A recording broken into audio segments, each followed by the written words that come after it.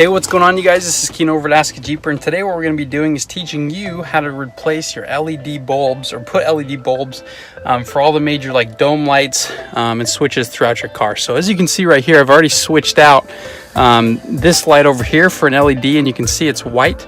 And then over here we have just the regular incandescent bulb, which is yellow. So we're going to be showing you how to simply replace those. Right now I have the dome pulled off, and really all you need to do is it's just screwed in by a Phillips head. You just need a screwdriver, Phillips head screwdriver. All you'll need to do is just pop it out just like that, and you can see I kind of got some gunk on there. But for these, all the bulbs that you need, there'll be a link in the description for a bulb kit that you can get online. I had all of these bulbs all ready to go, so I'm just gonna install these real quick. So for this one, it takes a 194. All right, so I just had to run to my auto parts store real quick, but I found out that it was a 168 bulb instead, so I just went and I just bought the Sylvania pack real quick, 168, 194s. And so look like when it's done.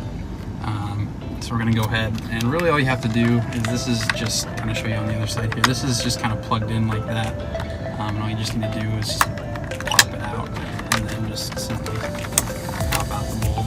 So it shouldn't matter which way you put it in, because it should have polarity, like it should. Doesn't matter which way you put it in.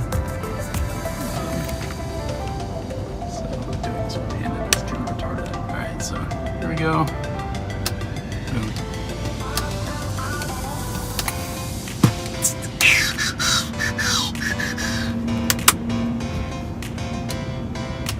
Perfect.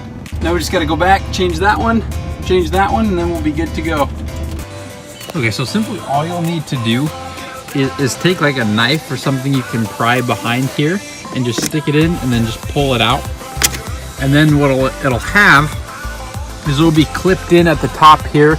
Once you pry it open, it came off a lot faster than the other one did, but as you can see, there are two clamps that it has.